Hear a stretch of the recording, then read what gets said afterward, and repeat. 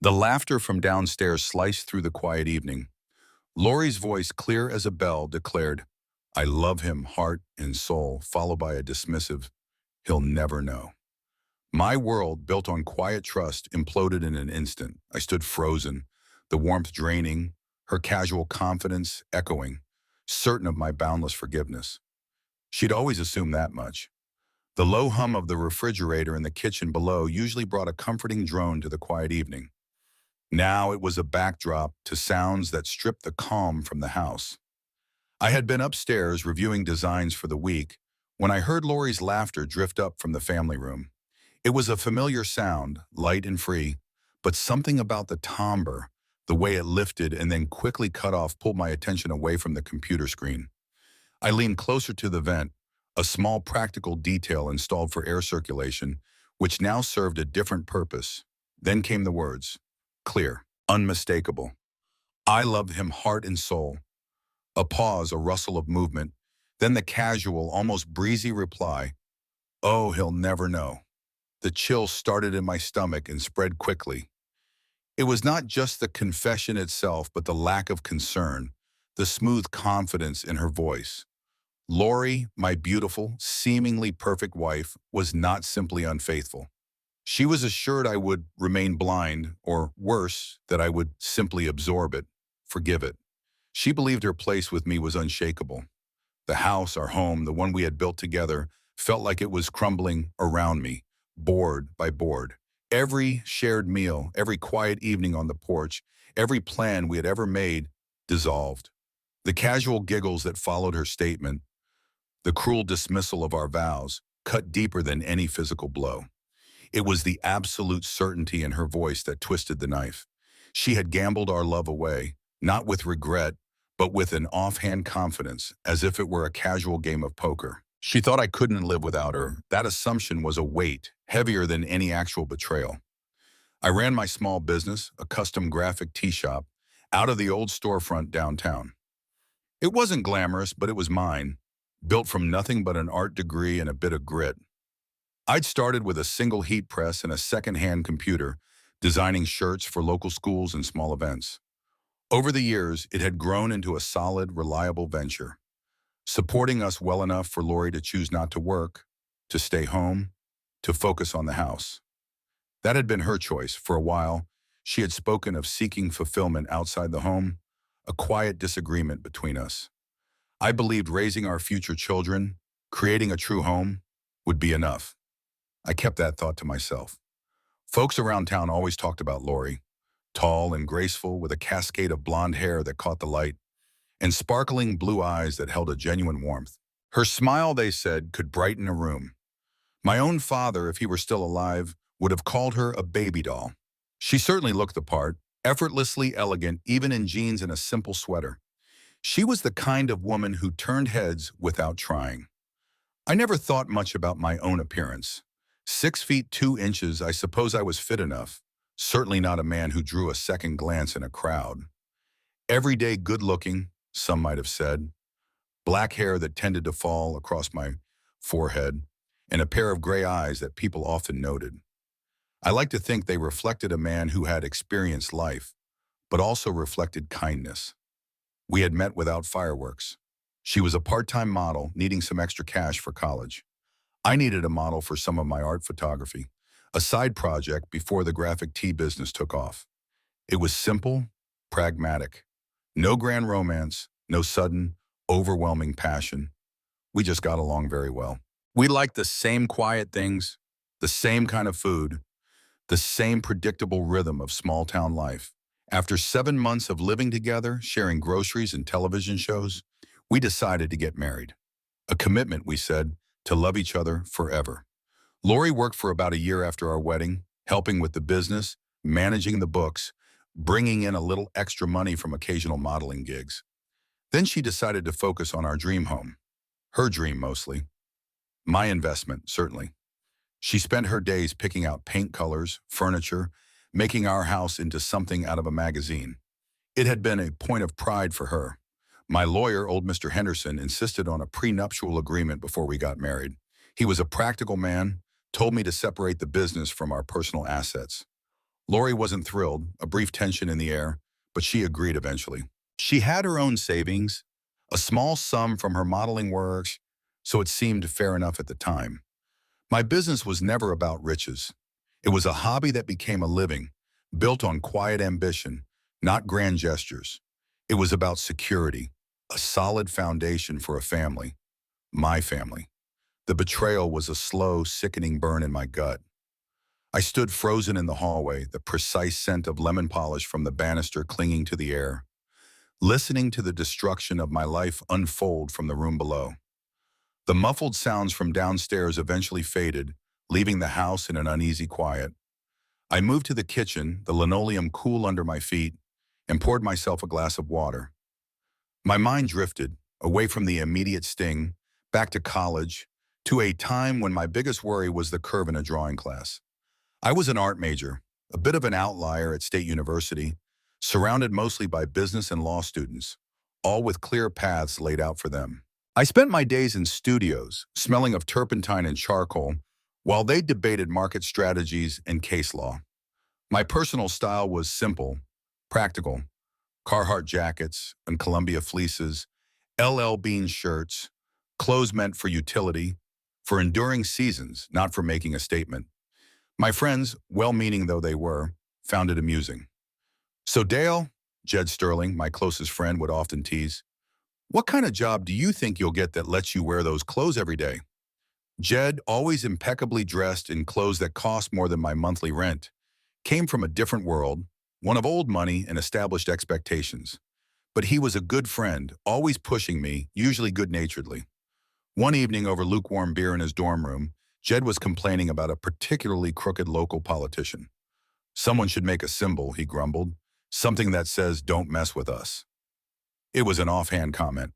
"Too bad there aren't jobs for a shall designer," he added, half joking. The word stuck with me. Shall. I started sketching. A shark's head, all teeth and resolve, merged with the body of an eagle, majestic and free. A symbol against criminal, cheater, politician, as Jed had put it.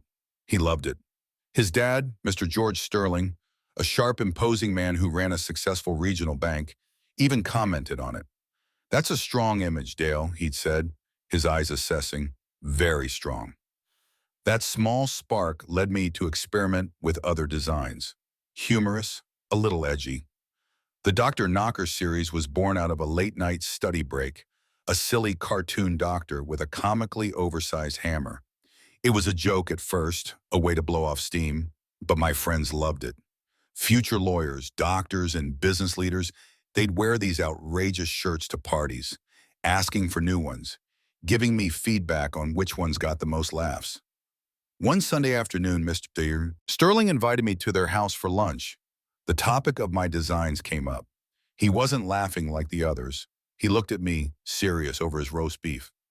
"These logos, Dale," he said, "are they protected?" I just blinked at him. "Protected from what?"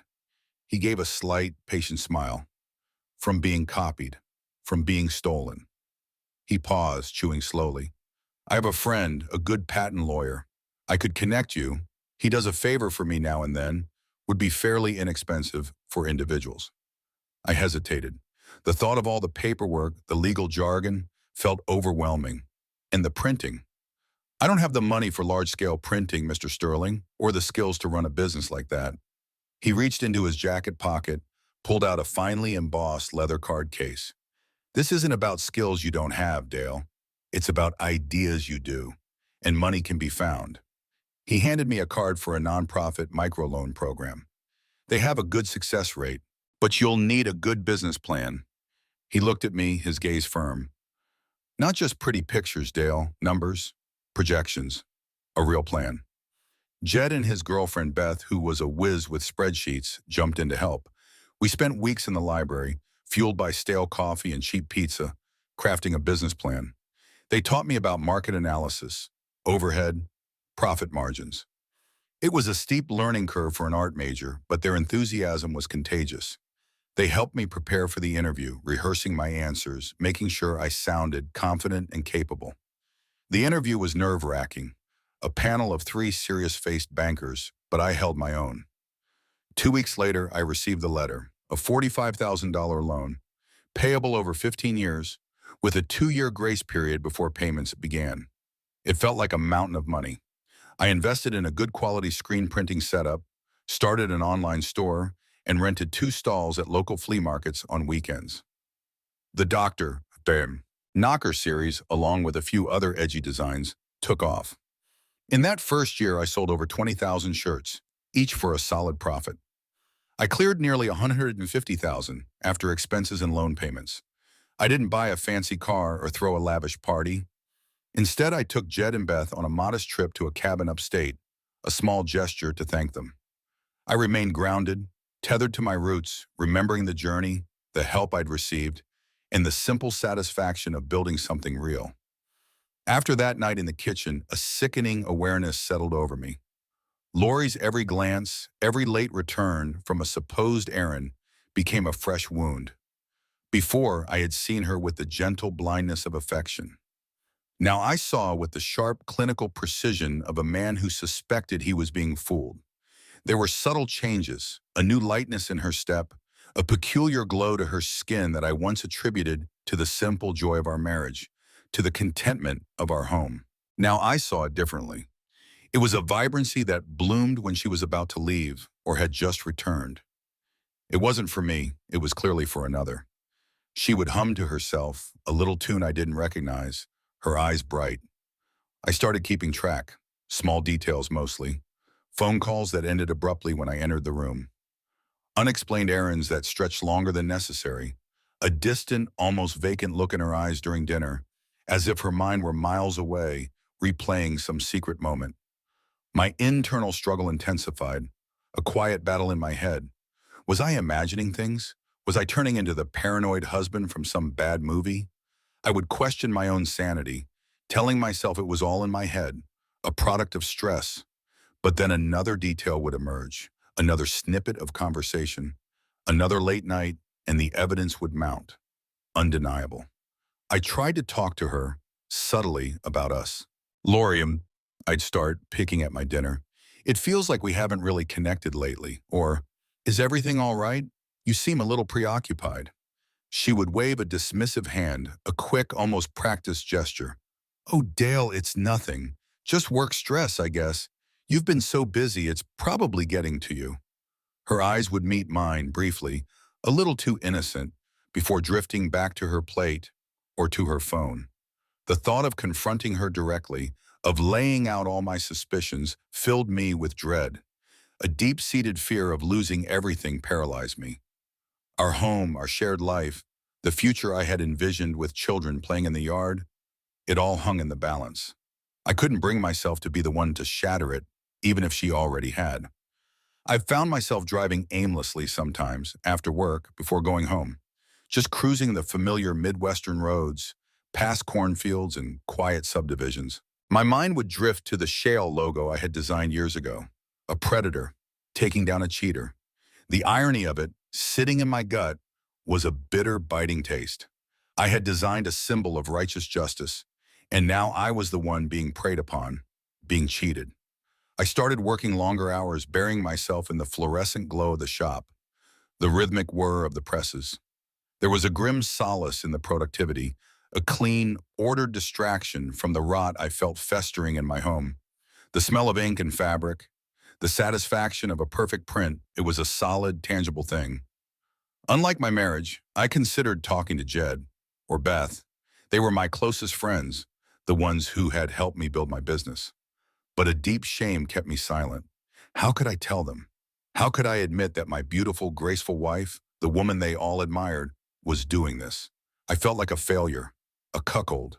It was a word I hated, a word that branded me as weak, as foolish. One quiet evening, the television murmuring softly in the background. Lori was particularly distant. Her face was illuminated by the glow of her phone screen, her thumbs flying across the keyboard, a faint smile playing on her lips. She didn't look up, not even when I cleared my throat. A cold loneliness settled in me, unlike any I had known. It was deeper than simply being alone. It was being alone while someone else was right there, utterly disconnected. That night, after she had gone to bed, I sat in my study, the faint light of my laptop casting shadows on the walls. Quietly, secretly, I began to research divorce laws in our state. The words equitable distribution, alimony, grounds for divorce scrolled across the screen. A grim preparedness settled over me, a chilling sense of what lay ahead.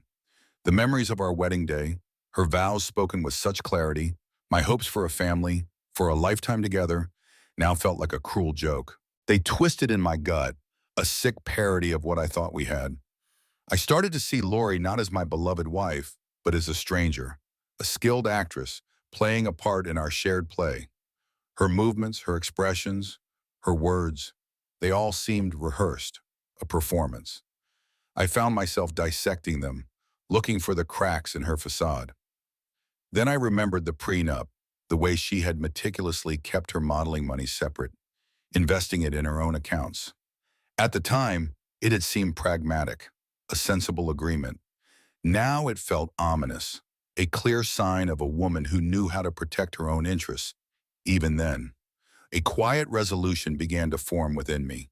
If she wanted to play games, if she wanted to be this calculating, then I would play by my own rules. And the stakes, I knew, would be far higher than she could possibly imagine. The initial sting of betrayal had given way to a cold, hard resolve. My quiet observation of Lori transformed into a deliberate, methodical investigation. The small details I'd tracked were no longer enough. I needed certainty. Discreetly, I installed tiny cameras in the shared spaces of the house, focusing on entryways in the family room. I monitored our shared phone bill, noting numbers she called often, numbers I didn't recognize. And then the car. A small GPS tracking device, a purchase made with a grim practicality, gave me her movements, her stops. It didn't take long to put a name to the face. Mark Olson. He was a slicker, flashier type than me, the kind of man who wore expensive, tailored suits even on weekends, who drove a foreign sports car. He worked in real estate, specializing in high-end developments, and had a reputation for charming his clients. I knew his type. He promised glamour, excitement, a world beyond our quiet Midwestern town. A world Lori, I now realized, had always craved. My heart hardened as the concrete evidence piled up. Images from the cameras, crisp and undeniable, showed Mark and Lori together in our own living room, laughing, intimate, his hand on her back, her head resting on his shoulder. They were stolen moments, captured in the quiet hours when I was at work, but they burned themselves into my mind with a searing permanence. Each photograph, each time-stamped movement, was a piece of a meticulously constructed puzzle of betrayal. I started documenting everything, creating a detailed timeline, not just for a divorce, but for something more. The shell in me, the symbolic predator against the cheater, was stirring. This wasn't just about ending a marriage, it was about seeking a deeper form of justice. I confided in my lawyer, Mr. Davidson. He was a shrewd, no-nonsense man, the same one I'd used for all my business legalities. He listened, impassive, as I laid out the facts. Caution, Dale, he advised, his voice low, and strategic moves. We want to be undeniable and clean. He laid out the path step by step. I realized my prenup was my strongest weapon. It protected my business, the very foundation of my livelihood, ensuring Lori couldn't touch it. But it also meant her modeling money, her carefully separate accounts, were equally protected. I needed a different angle, something that would hit harder than a simple division of assets. My thoughts turned to the house, our shared assets, and the life she believed she was entitled to. I began subtly shifting assets within my business. Small, careful, legally sound moves. Reinvesting profits, delaying certain distributions, creating a deeper, more complex financial structure. It was all above board, but it ensured my financial future was ironclad, insulated from any potential legal battles that might arise. I needed to protect what I had built, not just for myself, but for the principle of it. Meanwhile, I maintained my facade of ignorance at home. I continued to play the role of the unsuspecting husband, even as the rage boiled beneath the surface. A cold, controlled fire. I kissed her goodbye in the mornings, asked about her day in the evenings, listened to her casual lies. It was a performance, and I was committed to it. I had a heart-to-heart with Jed and Beth. Not the full truth, not yet. Just vague marital troubles, stress, a feeling of disconnection. I was testing the waters, gauging their support. Jed, ever loyal, clapped me on the shoulder. Listen, Dale, whatever it is, you know I'm here. If you need a break or to just blow off some steam, just say the word. Beth, always the more empathetic one, offered an understanding ear. Marriage is hard, Dale, she said, her voice soft. Don't bottle it up. We're here for you. Their concern was genuine, and it helped to steady me, even as I kept my secrets. I began to weave a web, subtly influencing Lori's decisions, guiding her towards certain outcomes, making suggestions that she thought were her own ideas, but were truly part of my plan. I observed her conversations, listened to her whispers on the phone, learning more about Mark Olson. He had a reputation, I discovered, not just for being charming, but for a string of other affairs, a pattern of taking advantage of women who were looking for something more. This knowledge didn't just fuel my anger, it sharpened my resolve for what I now considered true justice.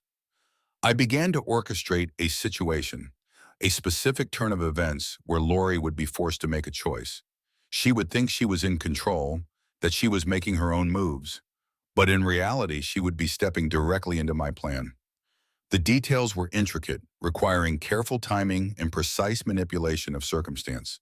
The weight of my deception, even with such good reason, gnawed at me sometimes. It wasn't who I was. But the memory of Lori's dismissive laughter, her casual disregard for our vows, pushed me forward. It was a cold, hard fuel. The stage was set. The pieces were in place. I knew the confrontation was coming. I was ready. Not for an argument, not for a plea for reconciliation. I was ready for a reckoning. I chose the Old Mill, a quiet, respectable restaurant Lori enjoyed. It was intimate enough for a private conversation, but public enough to discourage any histrionics. The soft lighting, the murmur of other diners, the scent of fresh bread, it all felt like a cruel mockery of normalcy. We ordered drinks, and I waited until the waitress had placed them on the table and retreated. Lori, I began, my voice even, we need to talk. I pushed a manila envelope across the table. It was thin, unassuming. Inside were printouts, carefully dated screenshots of texts, blurred but identifiable photos from the hidden cameras in our living room, snippets of phone logs to the numbers I had cross-referenced. Each item was a quiet, clinical bullet point of her betrayal. I laid them out, one by one, on the white tablecloth between our untouched glasses. No shouting, just facts. Her initial reaction was shock, her eyes widening, her hand flying to her mouth.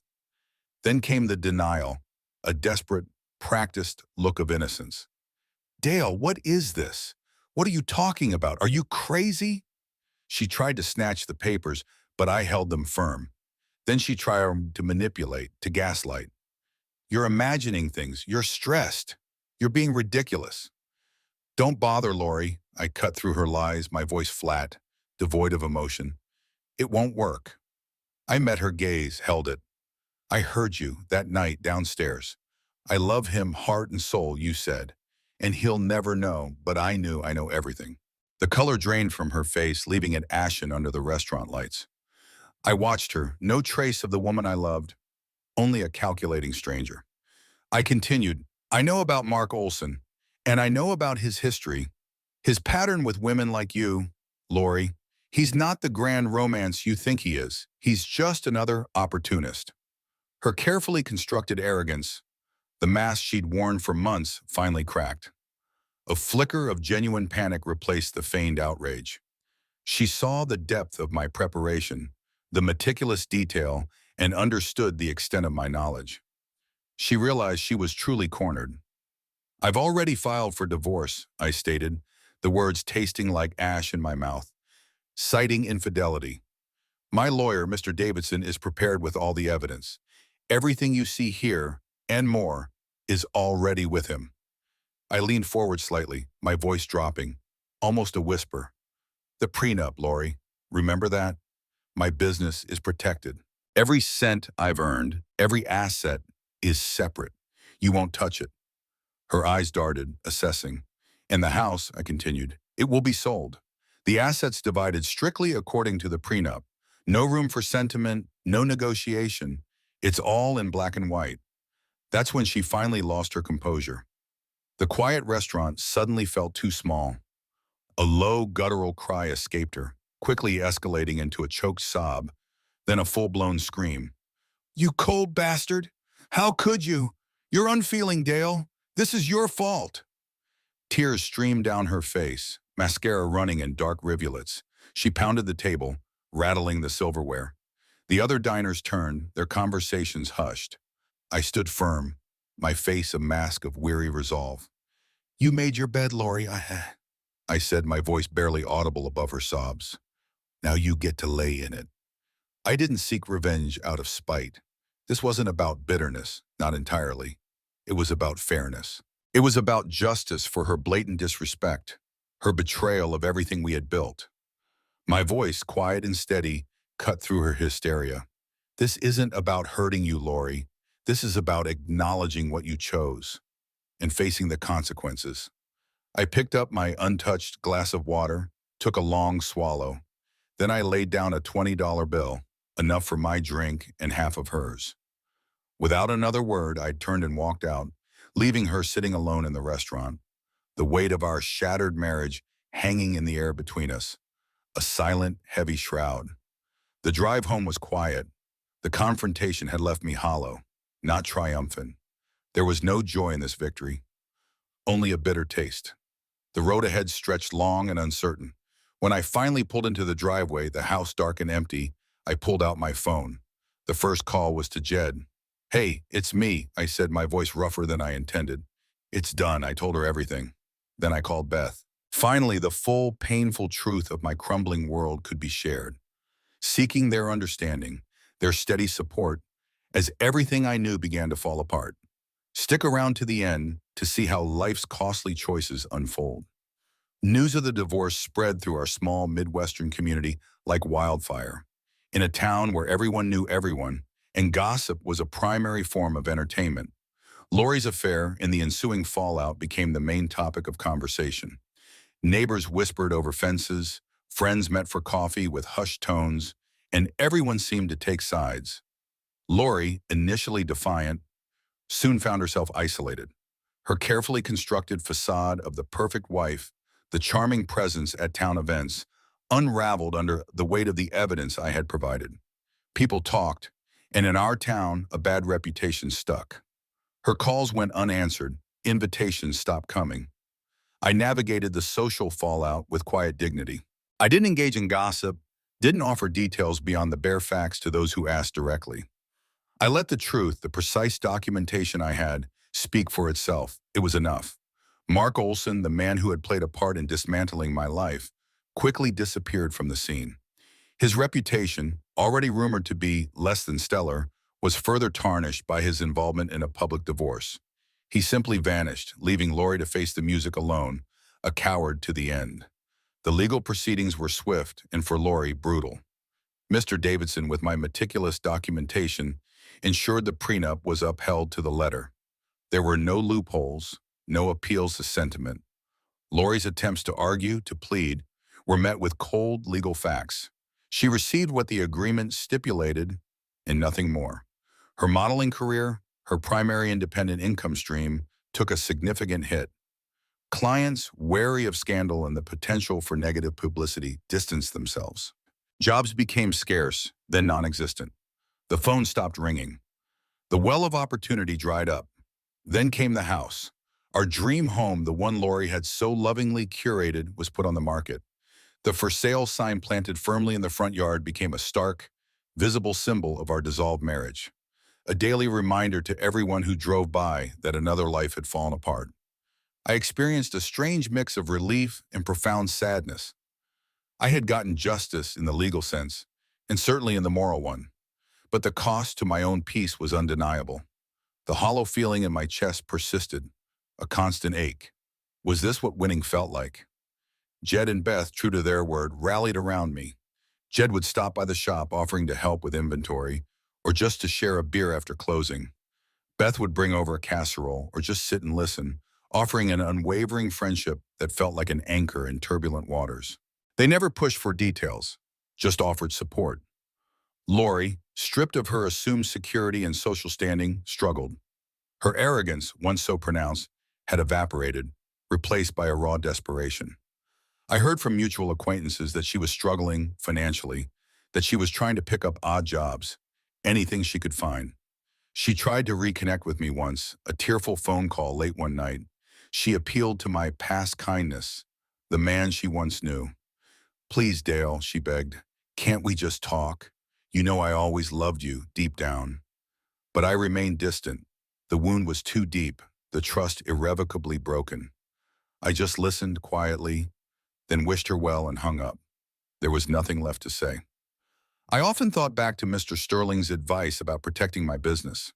At the time, it had seemed like a purely financial move. Now I realized it wasn't just about money. It was about securing my future against unforeseen betrayals, a bulwark against the kind of emotional and financial devastation I had just endured. His foresight had saved me. I noticed my own quiet transformation. The betrayal had hardened me, yes. There was a protective shell around my emotions now. But it had also focused me, giving me a clearer, sharper sense of what truly mattered: integrity, loyalty, in the steady, honest work of building something real. The empty house, once a symbol of hope and shared dreams, now felt like a tomb. I walked through the quiet rooms, packing my belongings, each item a memory, some cherished, some now painful. The echoes of laughter, of arguments, of silence.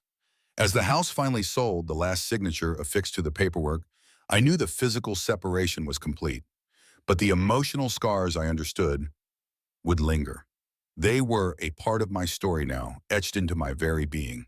I moved into a smaller, simpler place on the edge of town, a neat two-bedroom bungalow with a modest yard. It was a stark contrast to the sprawling dream home Lori and I had shared, the one filled with her carefully chosen furniture and bright, airy spaces. The quiet hum of my new life was deafening at first, the silence stretching long in the evenings. I threw myself back into the business, seeking comfort in routine and the familiar control it offered. The rhythmic whir of the presses, the tactile feel of the fabric, the scent of ink. These were anchors. The Dr. Knocker shirts, once symbols of humorous defiance, now felt bittersweet. They were a reminder of where I'd come from and how far I'd strayed from that simpler path. The community, having watched the drama unfold with varying degrees of sympathy and judgment, slowly began to mend fences. People would offer a quiet nod, a brief, understanding smile. The dynamic around me had changed. I was seen as both a victim of betrayal and, by some, a victor who had managed a swift, decisive retribution. It was an uncomfortable spotlight, one I never sought. Lori, now living on her own limited funds, was facing the real-world consequences of her choices. The glamour she had chased, the excitement Mark Olson promised, had dissolved into mundane struggle. I heard through the quiet grapevine of our town that she was renting a small apartment across the river, working part-time at a diner. She tried to revive her modeling career, but the whispers and the stain of scandal made it difficult to secure new work. Old clients had moved on, and new ones were wary. The industry, as unforgiving as our small town, quickly moved past her. I learned of Lori's struggles through mutual acquaintances, snippets of information dropped casually over coffee. But I felt no schadenfreude, no joy in her misfortune, only a detached sense of the price being paid and inevitable consequence. It wasn't triumph, it was just how things were. I found myself questioning the nature of my victory. Was it worth the heartache, the emotional desolation that lingered like a persistent fog? I had protected my assets, upheld my dignity, and seen justice delivered. But the emptiness remained, a quiet void where my future used to be. Jed and Beth, ever loyal, gently encouraged me to start dating again, to move on. "You're still young, Dale," Jed would say. "You need a reliable woman." Beth, more subtle, would just suggest I try new things, meet new people. But I felt a deep-seated weariness, a distrust that was hard to shake. The thought of opening myself up again, of vulnerability, felt like an insurmountable challenge. I reflected on the moral ambiguities of what I had done. I had sought justice, a clean break, a firm resolution. But did it bring me peace? Or had I simply traded one form of suffering for another form of emptiness? The shell had done its work, but the predator felt no joy in the kill. One evening I found my old sketchbooks, the ones filled with charcoal and pencil drawings from college. I hadn't painted in years, not for myself. Now I bought new canvases, fresh tubes of oil paint. I started painting again, finding a new raw expression for my pain and confusion. The strokes were broad, the colors muted, but there was a release in channeling my turmoil onto canvas. I started revisiting old places. The quiet fishing spot by the river where my father taught me to cast a line. The secluded hiking trails where Lori and I used to walk. I was trying to reconnect with the man I was before her, before the betrayal, to find the parts of myself that hadn't been touched by the wreckage. Then, a chance encounter. I was at the grocery store reaching for a carton of milk when I saw her, Lori. She looked tired, diminished. Her once vibrant blonde hair was duller. Her eyes held a weariness I hadn't seen before. We exchanged a brief, awkward glance, a nod, then quickly looked away, navigating separate aisles. I felt a pang of something I couldn't quite name. Pity, perhaps, for the woman she had become, but no desire to reconcile. No flicker of the old affection. Just a quiet recognition of a shared past. I realized that while I had taken action, had orchestrated my revenge, I had also become a different man. Hardened, certainly, but also shaped by the hard lessons of infidelity and its aftermath.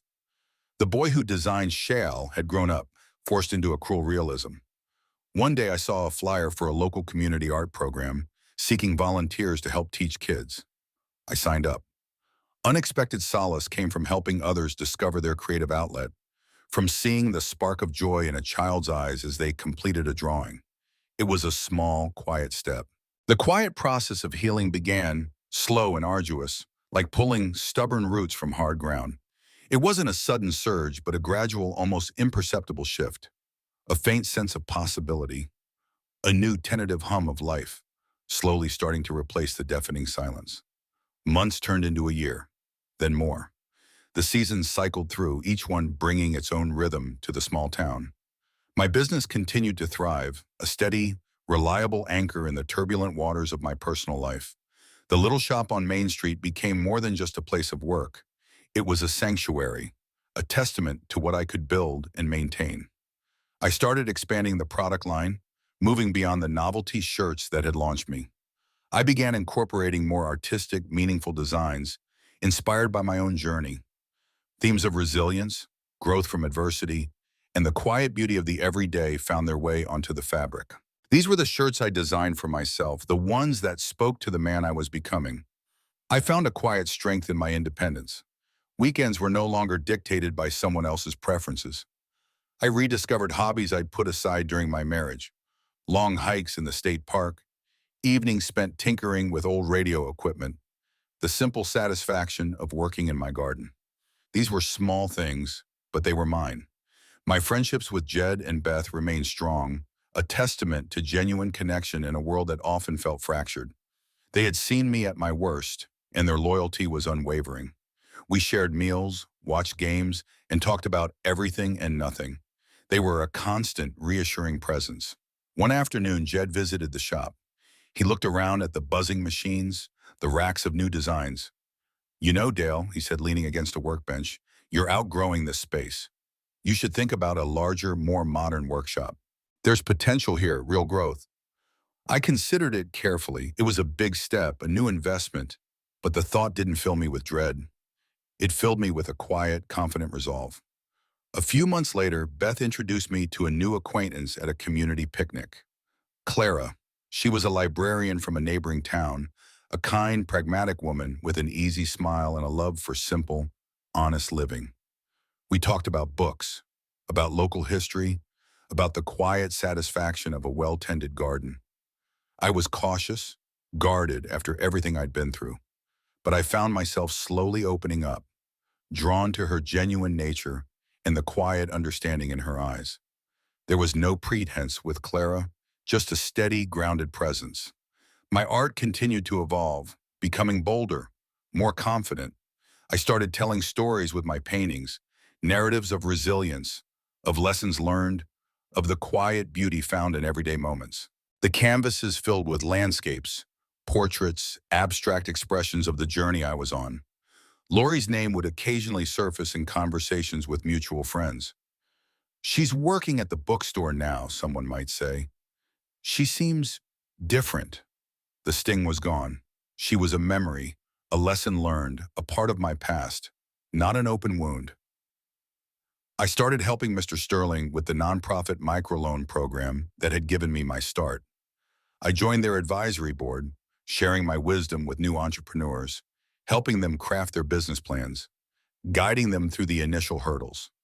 It was a way of giving back to the community that had supported me, a way of passing on the kindness I had received. I found a sense of purpose beyond material success. I understood that true wealth lay not in the size of my bank account, but in integrity, in genuine connections, in the satisfaction of building something meaningful. A new appreciation for my own resilience had grown within me. The unwavering support of my friends, the quiet strength I had discovered in myself, these things fortified my spirit. I realized that the shell, the symbol I had created, wasn't just about revenge. It was about protecting what was right, protecting my integrity, and in doing so, protecting myself from those who would take advantage. I learned to forgive. Not Lori, not entirely, but I learned to forgive all for the hurt, for the choices made, for the time lost. This forgiveness, a quiet internal act, was key to my moving forward. It was like shedding a heavy cloak I hadn't realized I was wearing. I began to feel a cautious optimism about the future. A quiet hope, like a seed planted in fertile ground, that true happiness, built on honesty and respect, was still possible.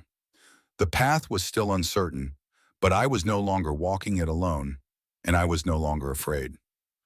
2 years had passed since the divorce. The landscape of my life, once barren and scorched, had slowly begun to grow green again.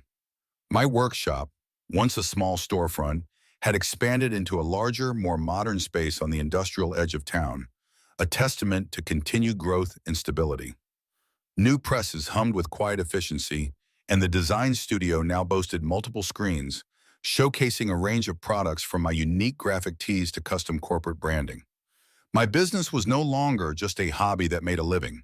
It was a respected local enterprise, known for its unique designs, ethical practices, and fair treatment of employees. It had become a solid pillar in the community, a place where people knew they could get quality work in an honest transaction. My relationship with Clara had blossomed into a gentle, understanding partnership.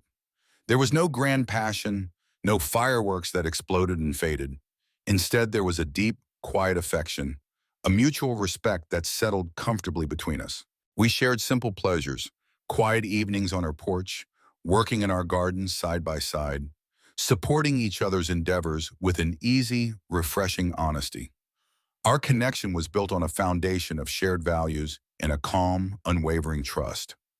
I occasionally saw Lori. She had taken a job at a local department store, stocking shelves in the linen section.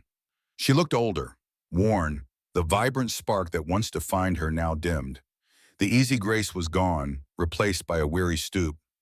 I felt a quiet ache of empathy, a recognition of her struggle, but no regret. Our paths had diverged completely, and there was no turning back. Then a letter arrived. The return address was unfamiliar, a city several states away. It was from Mark Olson, a pathetic, rambling plea for financial help, claiming hard times and bad breaks. The old shell instinct, the ingrained sense of justice, stirred within me. I calmly and firmly dismissed it, tossing the letter into the recycling bin. There would be no further involvement. His choices were his own. One evening, as the sun dipped below the horizon, painting the Midwestern sky in hues of orange and purple, Claire and I were sitting on our porch swing. I reached for her hand. "Clara, I said, my voice steady. "I want to spend the rest of my life with you. I want to build a future, a true home, with you." It wasn't a grand gesture, no kneeling, no sudden flourish, just a simple, heartfelt promise of companionship in a shared future, built on trust and authenticity, the very things I had learned to value most. Her smile, soft and true, was all the answer I needed. Jed and Beth were overjoyed. They had witnessed my journey from heartbreak to a renewed sense of purpose and happiness, and their excitement was genuine. "It's about time, Dale," Jed joked, clapping me on the back. Beth just hugged me, her eyes shining. Mr. Sterling, when I shared the news, smiled broadly. "Dale," he said, his voice imbued with a quiet pride, "you've become an example of resilience and integrity. A true success story, not just in business, but in life." His words resonated deeply. I often reflected on the entire ordeal, the pain, the betrayal, the difficult road I had traveled. I acknowledged that hardship, as brutal as it could be, also had the power to forge strength, to reveal the true character beneath the surface. I understood that while the price was paid, it wasn't just Lori's. It was my own too, in the form of deep emotional scars, a guardedness that would always be a part of me. But I had learned to live with them, to understand them, to integrate them into the tapestry of who I was. They were not wounds that festered, but rather the quiet marks of a battle won. I drove past the old house sometimes, the one Lori and I had shared. The kitchen, once a place of shattered dreams, was just a memory now. The echoes of her laughter were faint, almost gone, replaced by the quiet hum of a new family living their own lives within those walls. Claire and I planned a small, intimate wedding. No grand guest list, no elaborate ceremony. Just our closest friends and family, focused on our shared values and the quiet joy of our connection. It was a stark contrast to my first wedding, a deliberate choice for simplicity and authenticity. I embraced the simplicity and genuine warmth of my new life, a life hard-earned, built brick by honest brick. It wasn't perfect, no life ever was, but it was real. I stood on the porch of our new home, Clara's hand in mine, looking out over the quiet Midwestern landscape, the fields stretching to the horizon under a vast open sky. A profound sense of peace settled over me, a quiet contentment that had been absent for so long. I had found my hard road home, and a new promise bloomed on the horizon.